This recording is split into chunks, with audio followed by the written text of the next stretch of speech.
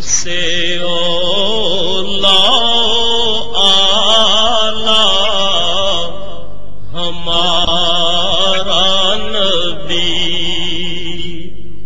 سب سے اولا آلہ ہمارا نبی، سب سے بالا والا ہمارا نبی،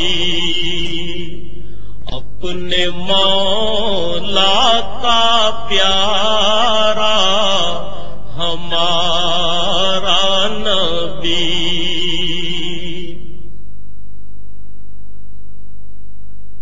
اللہ اکبر، اللہ اکبر۔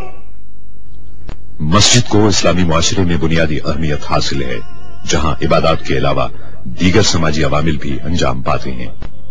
قرآن کریم نے ان الفاظ میں مسجد کی اہمیت واضح کی ہے۔ اللہ کی مسجدوں کو وہی لوگ آباد کر سکتے ہیں جو اللہ اور روز آخر کو مانیں اور نماز قائم کریں، زکوٰۃ دیں اور اللہ کے سوا کسی سے نہ ڈریں۔ انہی سے یہ توقع ہے کہ سیدھی راہ چلیں گے۔ مکہ مکرمہ سے ہجرت کر کے حضور اکرم صلی اللہ علیہ وسلم حضرت ابو بکر صدیق رضی اللہ تعالیٰ عنہ کے ہمراہ اونٹنی پر سوار تشریف لائے۔ اونٹنی حضرت ابو ایوب انصاری رضی اللہ تعالیٰ عنہ کے مکان کے سامنے رکی۔ اس جگہ بقول حضرت انس رضی اللہ تعالیٰ عنہ آپ صلی اللہ علیہ وسلم نے نماز ادا کی، اور اس کے فوری بعد آپ صلی اللہ علیہ وسلم نے وہاں مسجد تعمیر کرنے کا حکم دیا۔ رسول اللہ صلی اللہ علیہ وسلم نے وہ قطع زمین 2 یتیموں سے خرید لیا۔ کھجور کے پتوں اور تنوں سے تعمیر کی گئی 805 مربع میٹر کے مختصر رقبے پر واقع مسجد نبوی صلی اللہ علیہ وسلم تمام مساجد کے ڈیزائن کے لیے ایک مثال بن گئی۔ رسول اکرم صلی اللہ علیہ وسلم نے بنفس نفیس اس مسجد کی تعمیر میں حصہ لیا۔ اللہ تعالیٰ نے مسجد نبوی کو بلند مقام عطا فرمایا ہے، جہاں اس کی رحمتوں کی بارش ہوتی اور اس کے بندے ہمہ وقت اپنے رب کی عبادت میں مشغول رہتے ہیں۔ رسول اللہ صلی اللہ علیہ وسلم نے سن 7 ہجری میں مسجد نبوی میں 2475 مربع میٹر کی توسیع فرمائی۔ 17 ہجری میں حضرت عمر فاروق رضی اللہ تعالیٰ عنہ نے مسجد میں 1100 مربع میٹر کی توسیع کی۔ حضرت عثمان غنی رضی اللہ تعالیٰ عنہ نے 29 اور 30 ہجری کے دوران نہ صرف یہ کہ 496 مربع میٹر کی توسیع کی، بلکہ ساری عمارت میں منقش پتھر لگوائے اور ستونوں کو سیسے سے مضبوط کیا۔ مدینہ منورہ کے اس وقت کے گورنر حضرت عمر بن عبدالعزیز کو خلیفہ ولید بن عبد الملک نے ہدایت کی کہ مسجد کی پرانی عمارت کو گرا کر ازسر نو تعمیر کیا جائے اور اس میں 2369 مربع میٹر کی توسیع کے لیے اطراف کے مکانات خرید کر انہیں مسجد میں شامل کیا جائے۔ نئی عمارت 3 سال کی مدت میں 91 ہجری میں تیار ہوئی، جس میں گنبد اور 2 مینار شامل تھے اور دیواروں اور چھت پر طلائی کام اور نہایت عمدہ میناکاری تھی۔ 161 ہجری میں خلیفہ محمد بن منصور عرف مہدی نے مسجد کو 2450 مربع میٹر کی وسعت دی اور پوری عمارت کو نقش و نگار سے آراستہ کیا۔ 1233 ہجری میں آل عثمان سے تعلق رکھنے والے سلطان محمود نے مسجد کی گنبد کو دوبارہ تعمیر کرایا اور 1255 ہجری میں انہوں نے گنبد پر سبز رنگ کرایا، جس کی وجہ سے وہ گنبد خضرا کہلاتا ہے۔ اس کے بعد کئی صدیوں تک مسجد نبوی صلی اللہ علیہ وسلم میں کوئی بڑی توسیع نہیں کی گئی، حتیٰ کہ 1265 ہجری میں سلطنت عثمانیہ کے سلطان عبد المجید خان نے اسے عروس المساجد بنا دیا۔ انہوں نے شمال اور مشرقی سمتوں میں مسجد کو 1293 مربع میٹر تک توسیع دینے کا کام شروع کرایا۔ اس کام کی تکمیل میں 13 برس صرف ہوئے۔ مسجد حرام کے بعد مسجد نبوی صلی اللہ علیہ وسلم تمام مسلمانوں کے لیے دوسری مقدس ترین مسجد ہے، جہاں وہ دنیا کے کونے کونے سے زیارت اور عبادت کے لیے حاضر ہوتے ہیں۔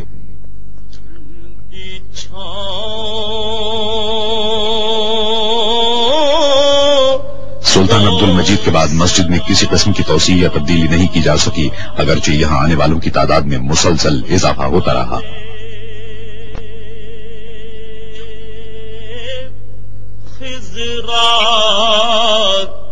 لوگوں کی بڑھتی ہوئی تعداد کے پیش نظر شاہ عبدالعزیز السعود نے 1368 ہجری میں مسجد نبوی صلی اللہ علیہ وسلم میں توسیع کا فرمان جاری کیا۔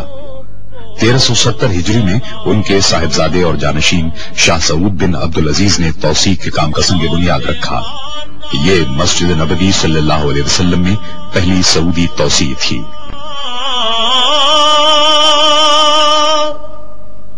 جو طواف روضہ اقدس کرے،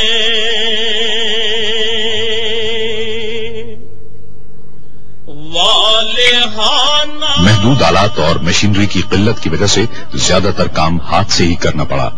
مسجد نبوی صلی اللہ علیہ وسلم میں توسیع کی ضرورت اتنی شدید تھی کہ یہ منصوبہ 5 برس میں ہی پائے تکمیل کو پہنچ گیا۔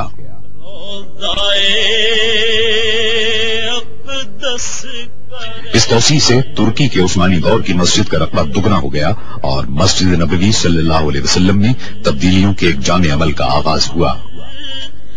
وجد کرتی ان ہواؤں کو سلام۔ فضائی سفر کا سلسلہ شروع ہونے کے بعد سے عازمین حج اور عمرہ کرنے والوں کی تعداد میں تیزی سے اضافہ شروع ہوا۔ 1375 ہجری میں عازمین حج کی تعداد 1 لاکھ تھی، جو 1390 ہجری میں 10 لاکھ ہوئی اور اس کے بعد کے عشرے میں 20 لاکھ تک جا پہنچی۔ بعض ماہرین کی پیشگوئی ہے کہ آئندہ عشرے میں عازمین حج کی تعداد 50 لاکھ ہو جائے گی۔ 1393 ہجری میں شاہ فیصل نے عازمین حج کی بڑھتی ہوئی تعداد کے پیش نظر شیڈ تعمیر کرانے کا حکم دیا، تاہم اس کا مستقل حل تلاش کیا جانا ابھی باقی تھا۔ جو مدینے کے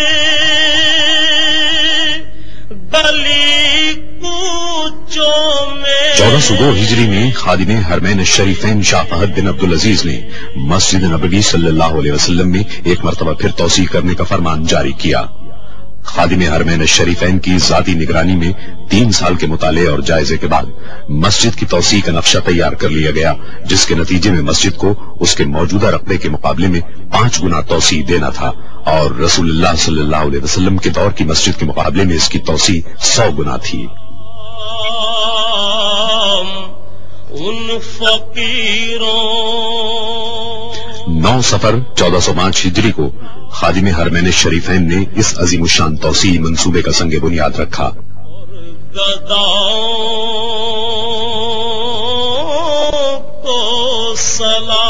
شاہ فہد نے منصوبے کی تکمیل کی مدت 6 سال مقرر کی۔ اس میں بہترین تعمیراتی سامان اور جدید ترین تعمیراتی طریقوں کے استعمال کا فیصلہ کیا گیا۔ خادم حرمین الشریفین کی خواہش تھی کہ ایک ایسا مرکز تیار کیا جائے جہاں عبادت گزاروں اور شہریوں کو بہترین سہولتیں اور خدمات فراہم کی جا سکیں۔ چنانچہ ایک ماسٹر پلان تیار کیا گیا جس میں رسول اللہ صلی اللہ علیہ وسلم کے دور کے پورے مدینہ منورہ کو مسجد میں شامل کر لیا گیا۔ صبح اور شام کو سلام۔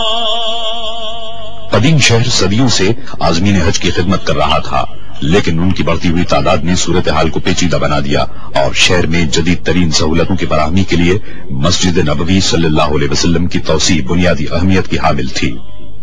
منصوبے کا پہلا کام قدیم عمارتوں کو منہدم کرنا تھا۔